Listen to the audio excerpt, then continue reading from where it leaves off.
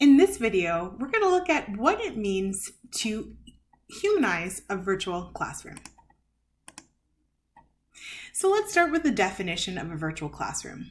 According to CloudShare, a virtual classroom is a learning environment in which students engage with the lesson material online. Information is often conveyed through voice or video conferencing with several participants and instructors connected to the same interface. However, not all virtual classroom platforms require instructors. Unsupervised virtual classrooms involve the learners going through the content at their own pace, reading digital resources, and watching videos of the material. A virtual classroom is an innovative new method of bringing together students in a controlled environment tailored for teaching new concepts and ideas. Students can engage with the material from any device that can connect to the internet. Lessons are created based on the needs of a student.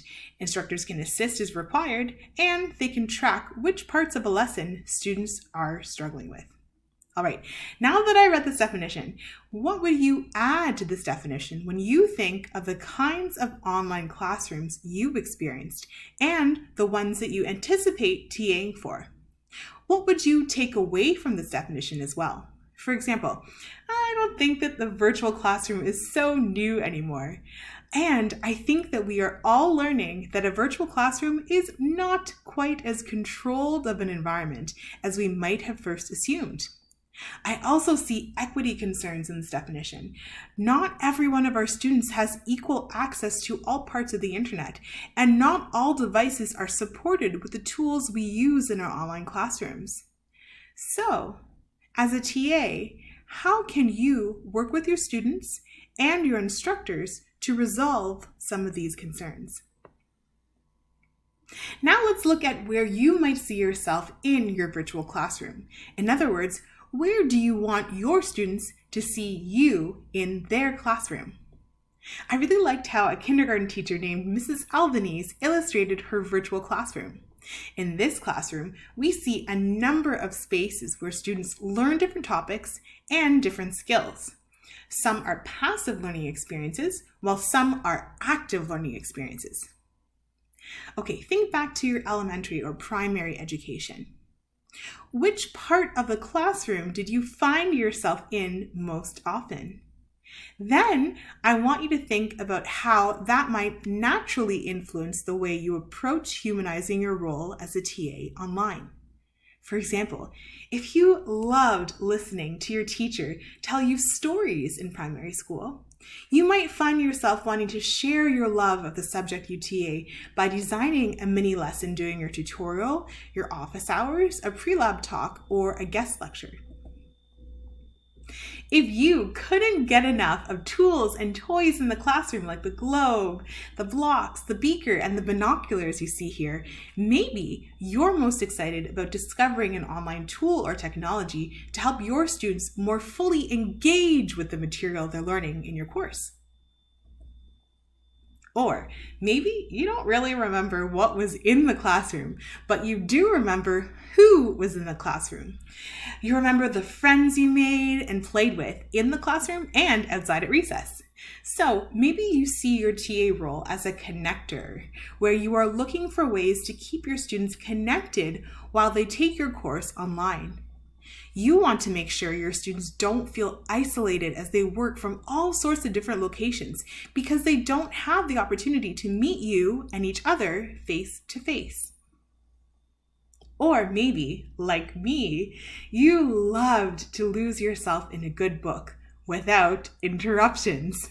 Maybe you're wondering where you fit in as an online TA and how to know when and whether to check in to see how your students' learning is going.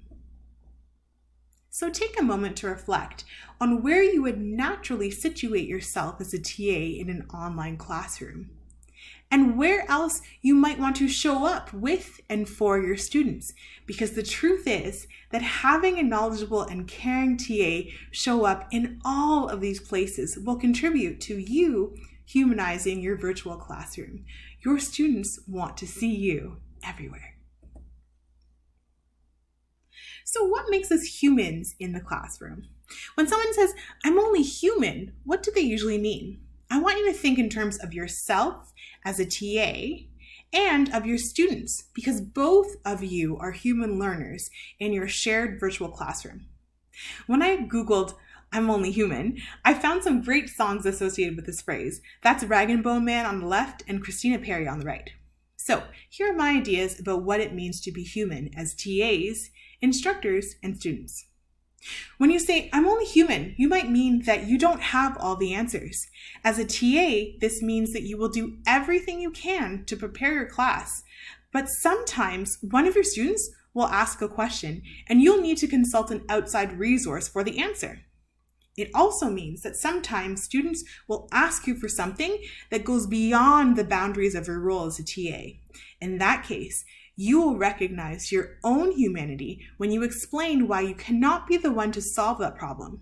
But you also recognize your students' humanity when you don't leave them to solve that problem alone. Instead, you connect them with a resource that can help in a way that you cannot. When a student, a TA, or an instructor says, "I'm only human," they might also mean that they have lives, relationships, interests, hopes, dreams that extend beyond your course and sometimes unexpectedly interfere with activities or plans inside the classroom. So, as a TA, how will you show your students that you see them as much more than a brain on a stick? Let's go back to the song lyrics I mentioned earlier.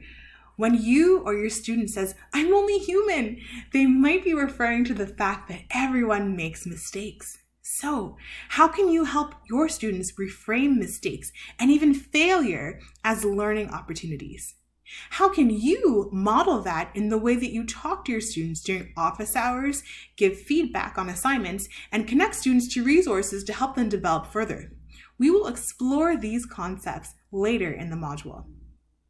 So, for the rest of this module, let's discuss some strategies to help you humanize these 3 aspects of your virtual classroom: yourself, your students, and your content.